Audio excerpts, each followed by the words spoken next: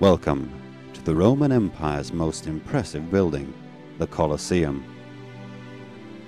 Originally known as the Flavian Amphitheatre, this is the building which many people think of when they hear about Rome and the Roman Empire. The Colosseum of today has fallen into a ruinous state, but it is still an imposing and beautiful sight. One can only imagine how great it was during its prime. The Colosseum was built by Emperor Verpasian, the founder of the Flavian Dynasty. This is the reason why the building was originally called the Flavian Amphitheatre. The construction started in 72 AD and stood completed 8 years later.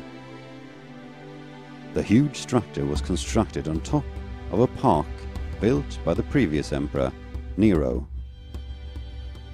The park included a massive statue of Emperor Nero, which was allowed to remain next to the theatre. The statue is known as the Colossus statue, and is what the theatre's current name, Colosseum, derives from. The name was further changed towards Colosseum during the Middle Ages. In Italian, an amphitheatre is still known as Il Colosseo.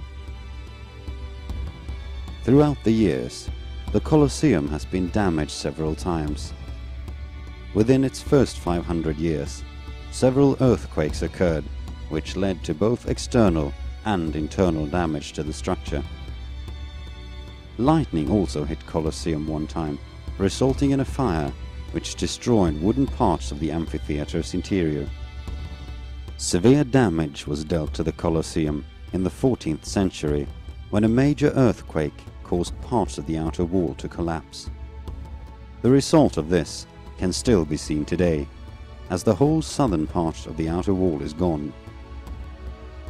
During the Middle Ages, ancient Roman buildings and monuments weren't respected in the same way they are today. For this reason, much of the tumbled stone was reused to build palaces, churches, hospitals, and other buildings elsewhere in Rome. This has made any large rebuilding projects impossible. Another sign of the medieval spoliation can also be seen on the Colosseum. The bronze claps, which held the stonework together, have been hacked out of the walls, leaving numerous marks, which still scar the building today. During its history, the Colosseum has not only been used for games and events. After the last gladiator and hunting events, it has been used as a church, as a cemetery, and even as a fortress at one point. During the 16th and 17th century, church officials sought a productive role for the old Colosseum. Pope Sixtus V even suggested that the building should be turned into a wool factory, but his proposal fell through. This thought of making the building productive was later abandoned. Instead, several popes had various stabilization and restoration projects initiated. What they didn't know at the time is that this decision was about to make the Colosseum extremely productive in the future. Without their restoration projects, the Colosseum of today would not have been the same. Throughout the 19th and the 20th century, the facade has been reinforced and the interior repaired. There has also been a major restoration project more recently, finishing in the year 2000. This project involved cleaning the building in order to deal and combat the effects of air pollution. The size of the Colosseum is imposing. Its elliptical structure reaches 189 meters long, 156 meters wide, and stands almost 50 meters tall. The number of the people it could accommodate varies, but modern estimates puts the figure around 50,000. The architecture was carefully planned in order to fit all these people in. Its architects adopted solutions very similar to those used in modern stadiums to deal with the same problem. The Colosseum had a total of 8 entrances at ground level. Each one was numbered, just like each exit and each staircase. In order for spectators to find their seats, they were given tickets in the form of numbered pottery shards, which directed them to the appropriate section and row. The sections were based upon class and rank in the society, with the higher classes getting the seats which provided the best view. The Colosseum was not only groundbreaking when it comes to sheer size, it was also one of the most innovative and complex buildings of its time. The arena in particular had some very innovative solutions. It consisted of a wooden floor covered by sand, which concealed an elaborate underground structure known as the Hypogeum. The Hypogeum, literally meaning underground, consisted of a 2-level subterranean network of tunnels and cages. Today, the underground is totally exposed, so you can really get a good look at it if you visit the Colosseum interior.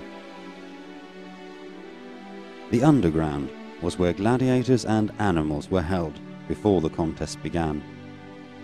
Several tunnels connected nearby stables and gladiator schools to the Hypogeum, which allowed them to enter the structure undetected.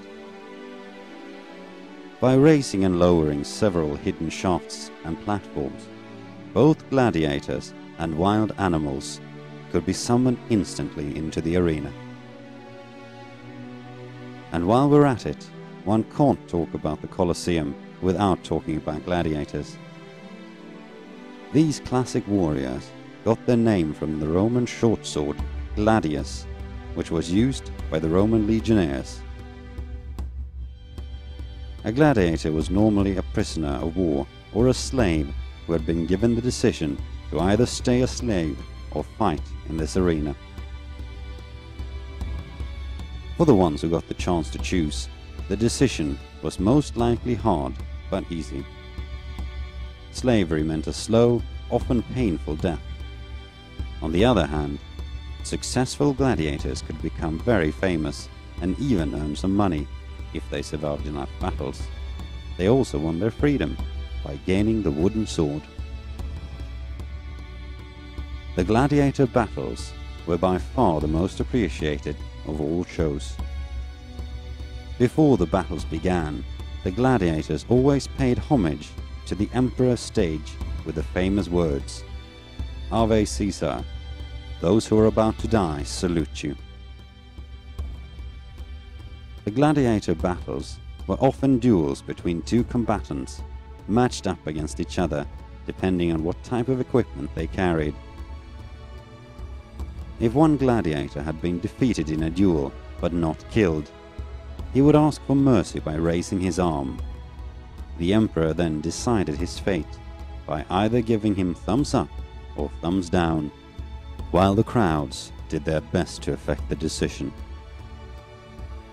Other shows that frequently took place in the arena were battles between wild animals and between man and animals. The animals were mainly imported from Africa and the Middle East, and included creatures such as tigers, lions, bears, and panthers.